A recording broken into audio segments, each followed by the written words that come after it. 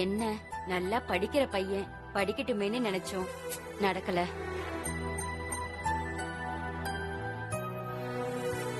படிக்கிற புள்ள எங்க இருந்தாலும் நல்லா படிக்கணும்னு சொல்லுவாங்க. என் புள்ள கவர்மெண்ட் ஸ்கூல்லயே படிக்கட்டும். இங்க பாருங்க, தயவு செஞ்சு நான் சொல்றத கேளுங்க. நீங்க விரக்தி அடைஞ்சு உங்க பையனை கொண்டு போய் வேற ஸ்கூல்ல சேர்த்தீங்கன்னா அந்த அட்மாஸ்பியர் இவனை டிஸ்டர்ப் பண்ணும். நீங்க எதையும் யோசிக்காம என் கூட வாங்க. எப்படியாவது நிதிஷ் அந்த ஸ்கூல்லயே சேர்த்து படிக்க வைக்கலாம். என்ன நம்பி வாங்க, நான் பேசுறேன். இல்ல, இது எனக்கு சரி வருமானு தோணலம்மா. நீங்க வாங்க, நான் பாத்துக்கிறேன். வாங்க. சரிம்மா.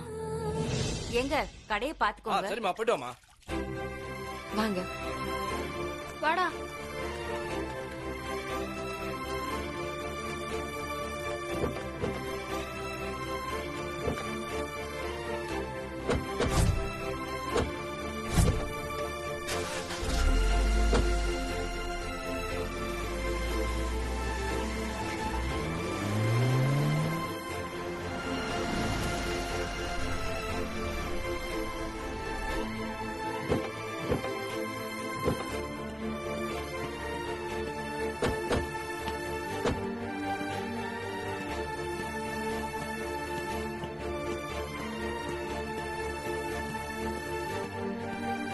ஒரு நிமிஷம், தயவு செஞ்சு நான் சொல்றத கொஞ்சம் கேளுங்க. வாங்க போயிடலாமா? அவங்க நம்ம பேசினா ஒத்துக்க மாட்டாங்க. அவங்க சொன்னா சொன்னதுதான். ரூல்ஸ் அது இதுன்னு பேசி நம்ம வாயை அடைச்சிருவாங்க. நான் சொல்றத நீங்க தயவு செஞ்சு கேளுங்க. இந்த ஒரு தடவை நான் பேசி பாக்குறேன். வாங்க. வா. ஏதோ பிரச்சனை போல, என்னன்னு போய் பார்க்கலாம். வா வா போலாம். மேடம், நீங்க 5th கிளாஸ் போய் மேட்ச் பாட்டு எடுங்க. அடுத்த பீரியட் என்னன்னு சொல்லுங்க. பசங்க மார்க்ஸ் ரொம்ப கம்மியா வராங்க, என்னன்னு செக் பண்ணுங்க. Okay sir. Excuse me sir. Yes. என்ன மேடம், ஏதாவது பிரச்சனையா? ஓ, இவங்க ஏதாவது பிரச்சனை பண்ணாங்களா? தெரியும், இப்படி ஒரு பெரிய ஸ்கூல்ல பிரச்சனை பண்ணவே சில பேர் கிளம்பி வந்துடுறாங்க. இவங்களெல்லாம் சும்மாவே விடக்கூடாது, போலீஸ்ல பிடிச்சு கொடுக்கணும். சார், அப்படி பார்த்தா முதல்ல உங்க மேலதான் சார் கம்ப்ளைண்ட் கொடுக்கணும். எம்எல்ஏ என்ன மேடம் சொல்றீங்க? ஆமா சார், கவர்மெண்ட் இவ்வளவுதான் ஃபீஸ் வாங்கணும்னு சொல்லிருக்காங்க. ஆனா நீங்க அதையும் மீறி அதிகமா நீங்க ஏன் சார் ஃபீஸ் வாங்குறீங்க? ஓ, இப்ப புரியுது. இதான் பிரச்சனையா? இத பாருங்க மேடம், இதுல நீங்க தலையிடாதீங்க. உங்க பையனை சேர்த்தீங்களா, அவன் படிக்கிறானா, அதுல ஏதாவது டவுட் இருந்தா கிளியர் பண்ணிக்கிட்டு போய்கிட்டே இருங்க. இந்த சமூக சேவை செய்யறது, புரட்சி பண்றது, இதெல்லாம் உங்களுக்கு நல்லது இல்ல சொல்லிட்டேன். என்ன சார் மிரட்டுறீங்களா? நான் மிரட்டல மேடம், உங்க நல்லதுக்கு தான் சொல்றேன். என்ன சார் நல்லது? படிக்கிற பையன், அவனுக்குள்ள எவ்வளவு ஆசைகள் இருக்கும், எவ்வளவு கனவுகள் இருக்கும்.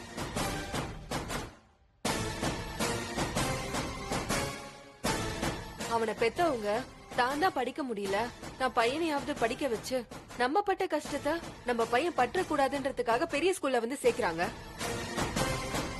இவங்க ஃபீஸ் கட்ட மாட்டேன்னு சொன்னா கூட பரவாயில்ல, அவங்க கவர்மெண்ட் ஃபிக்ஸ் பண்ற ஃபீஸ கட்டுறேன்னு தானே சொல்றாங்க. அதே சார் நீங்க ஒத்துக்க மாட்டீங்க? பாவம் சார், இல்லாதப்பட்டவங்க கொஞ்சம் பெரிய மனசு பண்ணி ஏத்துக்கோங்க. மேடம், நீங்க இப்படி எல்லாம் பேசுறதுனால எதுவும் நடக்காது. என்ன, இது நான் பண்ண முடிவு இல்ல, மேனேஜ்மெண்டோட முடிவு. இதுதான் ஸ்கூலோட ரூல்ஸ். இத மாத்த என்னால கூட முடியாது. ஏன் சார் மேனேஜ்மெண்ட் ரூல்ஸ் இப்படி ஏதேதோ காரணம் சொல்லிட்டு இருக்கீங்க? நீங்க நினைச்சா முடியும்னு எனக்கு நல்லாவே தெரியும் சார். இது அவங்களுக்காக பண்ண வேண்டாம், அந்த குழந்தையோட முகத்தை பாருங்க சார். அவனோட எதிர்காலத்தை நினைச்சாவது ஒத்துக்கோங்க சார். மேடம், இத பாருங்க மேடம், பாவம் புண்ணிய பாக்குறதுக்கு இது இடம் இல்ல. இந்த ஸ்கூலோட பேம்ப்ளெட்டை பாத்திருப்பீங்க. இந்த ஸ்கூல்ல உங்க பிள்ளைகளை சேர்த்தா அவங்க எதிர்காலம் பிரைட்டா இருக்கும். அதனாலதான் எல்லாரும் எங்க ஸ்கூல்ல தேடி வந்து சேர்றாங்க. இங்க இருக்கிறவங்க படிச்சா போதும், இல்லாதவங்களுக்கு வெளியில எத்தனையோ ஸ்கூல்ஸ் இருக்கு. இவங்க எதிர்காலத்தை பார்த்தா எங்க ஸ்கூலுக்கு ஐடென்டிட்டி இல்லாம போயிடும். இன்னைக்கு இவங்க வருவாங்க, நாளைக்கு உங்களை பார்த்து இன்னும் 10 பேர் வருவாங்க. எல்லாருக்கும் பாவம் பார்த்தா நாங்க இந்த ஸ்கூலை இழுத்து மூடிட்டு போக வேண்டியதான். இத பாருங்க மேடம், முடிஞ்சா பணம் கட்ட சொல்லுங்க, பையனை சேர்த்துக்கிறோம். இல்லையா வேற ஸ்கூலை பார்த்து போக சொல்லுங்க, டிசி கொடுக்கறேன். அதை விட்டுட்டு தேவையில்லாம பிரச்சனை பண்ணிக்கிட்டு இருக்காதீங்க. இவ்வளவு பேசுறீங்களே, இவங்க என்ன உங்களுக்கு சொந்தமா பந்தமா? ஃப்ரெண்டு. உங்க ஃப்ரெண்டுக்காக, அவங்க பையனோட எதிர்காலத்துக்காக பேசாம அவங்க ஃபீஸ் நீங்களே சேர்த்து கட்டிடுங்க, நான் சேர்த்துக்கிறேன். என்ன முடியாதுல்ல மேடம்? உங்களை மாதிரி ஆளுங்களுக்குலாம் புரட்சி பண்றத நினைச்சு பேச மட்டும்தான் தெரியும், எதுக்கும் சொல்யூஷன் சொல்ல தெரியாது. பேசாம போங்க மேடம், எனக்கு நிறைய வேலை இருக்கு. நான் போறேன். ஆனா பணம் கட்ட முடியாமலோ இல்ல உங்களுக்கு பயந்தோ இல்ல, இதுக்கு ஒரு முடிவு கட்ட போறேன். என்ன மிரட்டி பாக்குறீங்களா? ம்ஹும். இல்ல, எச்சரிக்கை பண்றேன். என்ன பண்ணிடுவீங்க? போலீஸ்ல கேஸ் கொடுக்க போறேன். உங்களையும் உங்க ஸ்கூலையும் சும்மா விட மாட்டேன். மேடம், நான் கூட நீங்க ஏதோ பெரிய பவரோட வந்துதான் பேசுறீங்கன்னு நினைச்சேன். உங்களுக்கு விவரம் பத்தல மேடம். நாங்க இவ்வளவு பெரிய ஸ்கூல்ல நிர்வாகம் பண்றோம்னா சும்மா இல்ல மேடம், எங்களுக்கு தேவையான சப்போர்ட் இருக்கு. என்ன போலீஸ் ஸ்டேஷன் தானே, தாராளமா போங்க. என்னோட சர்வீஸ்ல உங்களை மாதிரி எத்தனை பேரை நான் பாத்திருப்பேன். உங்களால என்ன பண்ண முடியுமோ பண்ணிக்கங்க. உங்க சர்வீஸ்ல எத்தனையோ பேரை நீங்க பாத்திருப்பீங்க, ஆனா என்ன மாதிரி ஒருத்தைய பாத்திருக்க மாட்டீங்க. இனிமே பாப்பீங்க. போறதுக்கு முன்னாடி உங்களுக்கு ஒரு குட்டி கதை சொல்றேன், கேக்குறீங்களா? ஒரு காட்டுல ஒரு யானை இருந்துச்சாம். அதுக்கு பயம்னா என்னன்னு தெரியாம இருந்துச்சாம். எந்த விலங்கு வந்தாலும் தன் காலாலேயே மிதிச்சு சாவடிச்சு தான் தான் ராஜான்னு ஒரு ஆணவத்துல இருந்துச்சாம். அப்போ ஒரு நாள் யானை தூங்கிட்டு இருக்கும் போது ஒரு சின்ன எறும்பு அந்த யானை காதுக்குள்ள போயிடுச்சாம். எல்லா விலங்கையும் எதிர்த்த அந்த யானைக்கு தான் காதுக்குள்ள போன அந்த எறும்ப என்ன செய்யணும்னே தெரியலையாம். காதுக்குள்ள போன அந்த எறும்பு அந்த யானையோட காதை கொஞ்சம் கொஞ்சமா குடைஞ்சு அதோட உயிரை எடுத்துட்டு தான் போச்சாம். நீங்க வேணா பெரிய யானையா இருக்கலாம், ஆனா அந்த யானைய ஆட்டி படைச்ச அந்த எறும்பு நான் தான். வரேன், நீங்க வாங்க போலாம்.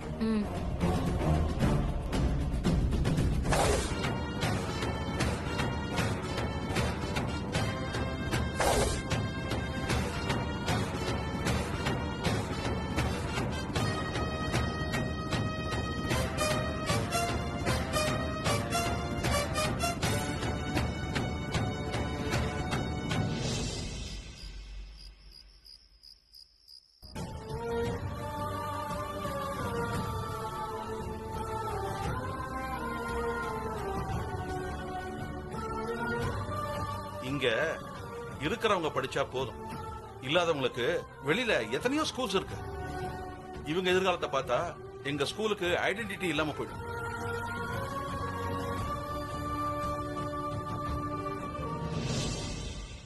முடிஞ்சா பணம் கட்ட சொல்லுங்க, பையனை சேர்த்துக்கிறோம். இல்லையா வேற ஸ்கூல்ல பார்த்து போக சொல்லுங்க, டிசி கொடுக்கறேன்.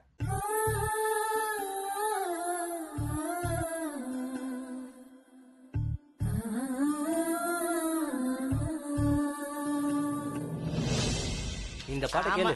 இந்த பாட்டை தான் அடிக்கடி டிவில போடுறாங்களே. பேசினதெல்லாம் போதும், எல்லாரும் சாப்பிட வாங்க. அதுக்குள்ள சாப்பாடு எடுத்து வந்துடலாம் இவ. சரி, ரைட்டு. சிவா, எல்லாரும் இங்க இருக்கீங்க, சக்தி எங்க? ஏன் மாமா இத்தனை பேர் இருக்கோம், எங்க எல்லாரையும் உங்களுக்கு கண்ணுக்கு தெரியலையா? வந்ததும் வராததுமா சக்தி மட்டும் கேக்குறீங்க. அதானே. என்னையா அதானே? சரி சகல, நீ வீட்டுக்கு வந்தா என்ன கேப்ப? நான் காஃபி கேப்பேன். ஐயோ, அவர் அத சொல்லலங்க. நீங்க வீட்டுக்கு வந்தோன்னா யாரு கேப்பீங்கன்னு கேக்குறாரு. அனுவே. ஆ. நானும் சகல, நீ ஏன் சகல அனுவை கேட்க போற? ஐயோ வெங்கட், நான் என் மீனாட்சியை கேப்பேன்னு சொல்ல வந்தேன். டேய் என்ன மீனாட்சி, நான் சொன்னது சரிதானே? டேய் வழிஞ்சது போதும்டா. இதோ பாருங்க, கல்யாணம் ஆகாத பையனா இருந்தா வீட்டுக்கு வந்த உடனே அம்மாவை தான் கேட்பாங்க. கல்யாணம்னு ஒண்ணு ஆயிடுச்சுன்னா வீட்டுக்கு வந்த உடனே பொண்டாட்டிய தான் கேட்பாங்க. அதான் சிவா சக்திய கேக்குறான். ஏன் புருஷன் கூட வீட்டுக்கு வந்த உடனே என்ன தாண்டா கூப்பிடுவாரு.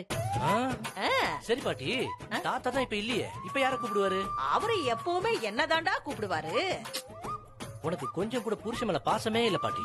ஏன்டா பாட்டி, தாத்தா மேல இருந்து உன்னை கூப்பிட்டே இருக்காரு, நீ இன்னும் இங்கே இருக்கியே. இல்ல பாட்டி, புருஷனை மதிக்கணும்ல, அதான் சொன்னேன். நீ ஒன்னும் சொல்ல வேணாம். டேய் சிவா, உன் பொண்டாட்டி மாடியில இருக்கா, போய் பாருப்போ. முதலே சொல்லலாம்ல. என்ன என்னடா சொன்ன? சரி, அதை விட எப்ப கிளம்ப போற சொல்லு. சக்தி,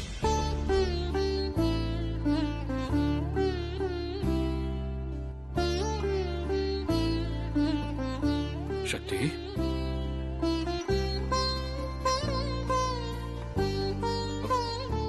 சக்தி என்னாச்சு? ஏன் உன் முகமே சரியில்லை? உடம்புக்கு எதுவும் சரியில்லையா? இல்ல மாமா, மனசுதான் சரியில்லை. ஏன் யாராவது ஏதாவது சொன்னாங்களா? அதெல்லாம் ஒண்ணு இல்ல மாமா. அப்புறம் என்ன சக்தி? இன்னைக்கு ஒரு விஷயம் நடந்துச்சு மாமா. அத நினைச்சுதான் மனசு ஒரே குழப்பமா இருக்கு. என்ன நடந்துச்சுன்னு சொன்னாதானே தெரியும். சொல்லு. இன்னைக்கு ஸ்கூலுக்கு போயிருந்தப்போ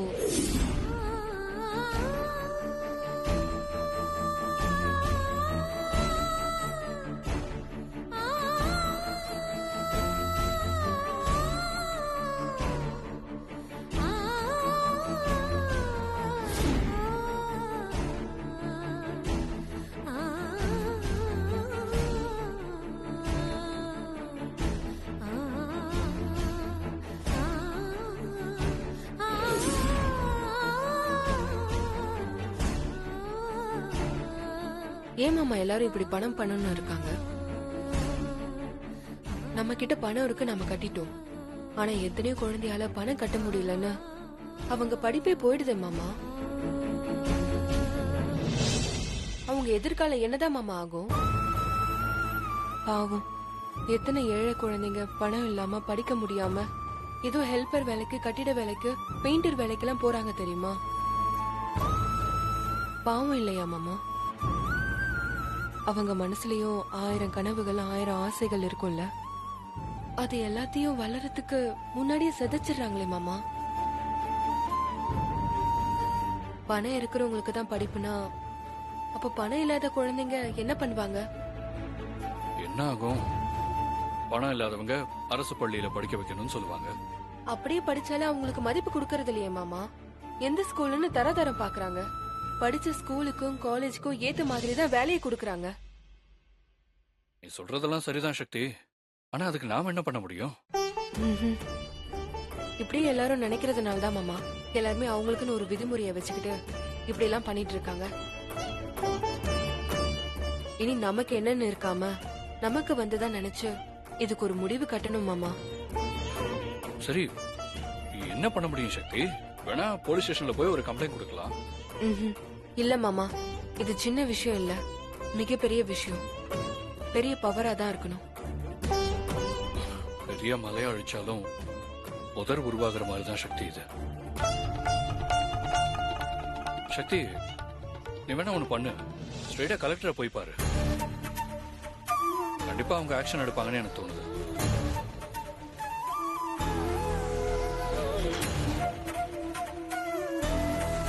கரெக்ட் மாமா. நாளைக்கு நான் கலெக்டரை போய் பார்த்து மனு கொடுத்து இதுக்கு ஒரு முடிவு கட்டுறேன். கவர்மெண்ட் விதிச்ச ஃபீஸ் தான் வாங்கணும்னு எல்லாருக்கும் புரிய வைக்கிறேன். அப்புறம் என்ன, இப்போது கொஞ்சம் சிரிக்கிறது.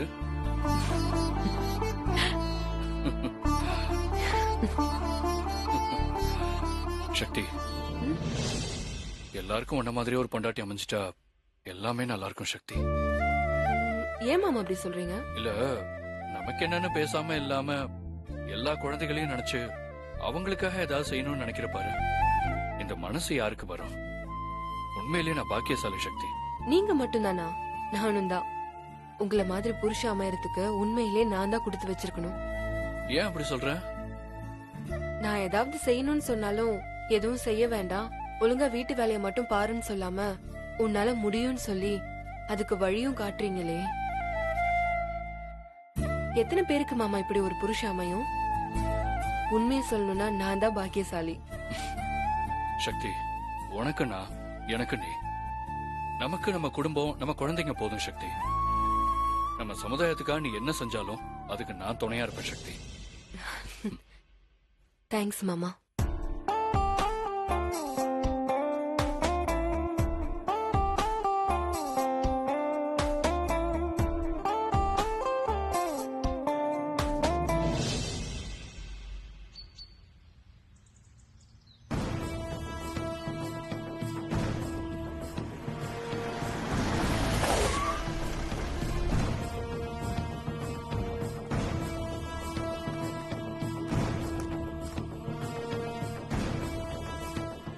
கலெக்டர் சாரை பார்க்கணும். அவரு பிஏ கிட்ட பேசிட்டு இருக்காரு. இப்போ வந்துருவாரு. வந்ததும் அவர்கிட்ட பேசிக்கங்க. சரிங்க. வெயிட் பண்ணுங்க.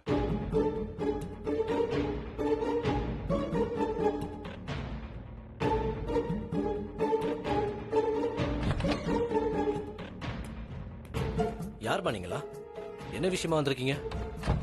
கலெக்டர் சாரை பார்த்து ஒரு மனு கொடுக்கணும். சார் ரொம்ப பிஸியா இருக்காரு. நான் தான் கலெக்டர் சாரோட பிஏ. உங்க ஏரியால தண்ணி வரல இல்ல லைட் எரியலன்னு மனு கொடுக்க வந்தீங்களா? அப்படி ஏதாவது இருந்தா என்கிட்ட கொடுங்க, நான் பாத்துக்கிறேன். இல்ல சார், இந்த விஷயம் அதை விட பெரிய விஷயம். அதை விட பெரிய விஷயமா? என்னது? அத கலெக்டர் கிட்ட சொல்றேன் சார். ஏன் என்கிட்ட சொல்ல மாட்டீங்களா? இல்ல சார், கலெக்டர் சார் கிட்ட சொல்றேன். சரி, அப்படி உட்காருங்க. நான் கலெக்டர் சார் கிட்ட பேசிட்டு வந்து உங்ககிட்ட சொல்றேன். சரி சார். சார் சரி, சொல்லுங்க சார். நான் உங்ககிட்ட முன்னாடியே சொல்லணும்னு நினைச்சேன். நான் வீட்டுக்கு கிளம்புறேன். இன்னைக்கு என் ஒய்ஃபோட பர்த்டே. சோ நான் அவகிட்ட சாப்பிட வரேன்னு சொல்லியிருக்கேன். போயிட்டு வந்துடுறேன். Okay sir.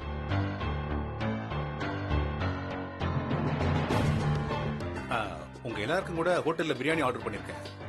சாப்பிடுங்க. யாராவது வந்தா வெயிட் பண்ண சொல்லுங்க. நான் சீக்கிரம் வந்துடுறேன். Okay sir. மேடம் மேடம் சொல்லுங்க மேடம். சரி, அப்ப நான் கிளம்புறேன். சார், மாமா வெளியே தானே வெயிட் பண்ண சொன்னேன், எதுக்கு உள்ள வந்தீங்க? சரி, கொஞ்சம் சொல்லுங்கம்மா, என்ன விஷயம்? சார் சாரி சார், உங்க பெர்மிஷன் இல்லாம உங்க கேபின்குள்ள வந்ததுக்கு முதல்ல என்ன மன்னிச்சிருங்க சார். ஏன்னா பிரச்சனை அப்படி. சொல்லுங்கம்மா, என்ன பிரச்சனை? சார், என் பேர் சக்தி. எங்களோட பிள்ளைங்க எல்லாருமே விவிஎஸ் ஸ்கூல்ல படிக்கிறாங்க. சரி சார், அந்த ஸ்கூல்ல கவர்மெண்ட் ஃபிக்ஸ் பண்ண ஃபீஸை விட அதிகமா ஃபீஸை வாங்குறாங்க சார். ஒரு நாட்டோட எதிர்காலமே பசங்க கிட்ட தான் இருக்கு. அந்த பசங்களோட எதிர்காலமே பள்ளிக்கூடத்துல தான் இருக்கு. படிக்கவே முடியாத அளவுக்கு ஃபீஸை வாங்கினா அப்புறம் எப்படி சார் பசங்க முன்னேறது? அப்புறம் எப்படி சார் நம்ம நாடு முன்னேறும்? அவங்க தகுதிக்கு ஏத்த மாதிரி ஏதோ ஒரு வேலையை செஞ்சுக்கிட்டு ஏழ்மையில வாழ்க்கைய வாழ்ந்துட்டு இருக்காங்க. இந்த நிலைமை மாறணும்னா எல்லா பசங்களுக்கும் படிப்பு வேணும் சார். அதுக்கு இந்த மாதிரி ஸ்கூல் ஃபீஸ கவர்மெண்ட் ஃபிக்ஸ் பண்ண ஃபீஸையே வாங்கணும் சார். எந்த ஸ்கூல்னு சொன்னீங்க? VVS school sir. அதை நீங்களே கேட்டுக்கலாமே. சார், கேட்டோம் சார். ஆனா இஷ்டம் இருந்தா படிக்க வைங்க, இல்லனா பிள்ளைய கூட்டிட்டு கிளம்புங்கன்னு சொல்றாங்க. ஓ, அப்படியே சொன்னாங்க? சார், அது மட்டும் இல்ல, பேரண்ட்ஸ மதிக்கிறதே இல்ல. அங்க பணத்துக்கு மட்டும் தான் சார் மரியாதை கொடுக்கறாங்க. சரி, இப்போ இந்த விஷயத்துல நான் என்ன பண்ணணும்னு நினைக்கிறீங்க? எங்களுக்கு கவர்மெண்ட்ல ஃபிக்ஸ் பண்ண ஃபீஸ மட்டும் கட்டுறதுக்கு ஏற்பாடு பண்ணி கொடுங்க சார். ஓகே, என்னால என்ன பண்ண முடியுமோ அதை கண்டிப்பா பண்றேன். நீங்க ஒரு கம்ப்ளைண்ட் எழுதி கொடுத்துருங்க. சார், கையோட எழுதி கொண்டு வந்திருக்கோம் சார். இந்தாங்க, கொடுங்க.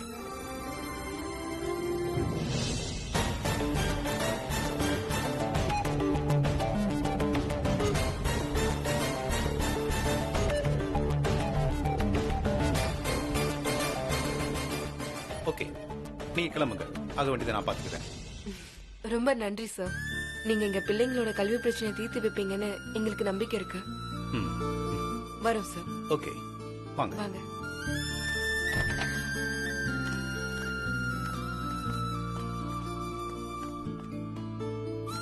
கவலையப்படாதீங்க, இந்த கலெக்டர் ரொம்ப நல்லவரா இருக்காரு. கூடிய சீக்கிரம் உங்க குழந்தைங்களோட பிரச்சனை எல்லாம் தீர்த்து வைப்பாரு. நம்பிக்கையோட போங்க, நல்லதே நடக்கும். சரிம்மா. நான் போயிட்டு வரேன். வாங்க.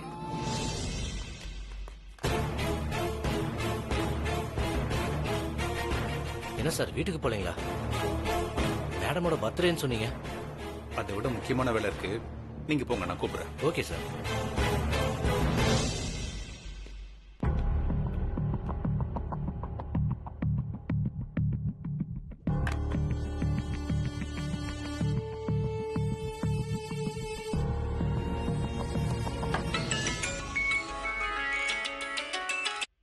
ஹலோ சார், நான் கலெக்டர் வைகை செல்வன் பேசுறேன். சொல்லுங்க, என்ன விஷயம்? ஒன்னும் இல்ல சார், விவிஎஸ் ஸ்கூல் நம்ம ஸ்கூல் தானே? ஆமா, இப்ப என்ன அதுக்கு? அது வந்து சார், நம்ம ஸ்கூல்ல படிக்கிற பசங்களோட பேரண்ட்ஸ் வந்து ஸ்கூல் மேல புகார் கொடுத்துட்டு போயிருக்காங்க. என் ஸ்கூல் மேல புகாரா? ஆமா சார். என்னன்னு சொல்லிருக்காங்க? அது ஒண்ணும் இல்ல சார், நீங்க கவர்மெண்ட் ஃபிக்ஸ் பண்ண ஃபீஸை விட அதிகமா வாங்குறீங்களா, அதான் வந்து கம்ப்ளைண்ட் பண்ணிட்டு போயிருக்காங்க. ஒரு அம்மா 5 பிள்ளை பெக்குதுன்னு வச்சுக்கோங்க. அந்த 5 பிள்ளையும் ஒரே மாதிரியா இருக்கு. ஒரு தாய் வயித்துல பிறக்கிறதே வித்தியாசப்படும் போது நம்ம ஸ்கூல்ல பலாயிரம் அம்மாக்கள் பெத்த குழந்தைங்க இருக்காங்க. சில பேர் இப்படிதான் இருப்பாங்க. அதெல்லாம் பார்த்து நம்ம பயப்படக்கூடாது. விடுங்க, பாத்துப்போம். சார், அப்ப கம்ப்ளைண்ட் வாங்கி வச்சுக்குங்க. ஈவினிங் வச்சு வரும், எண்ணெயை துடைக்க யூஸ் பண்ணிக்கங்க.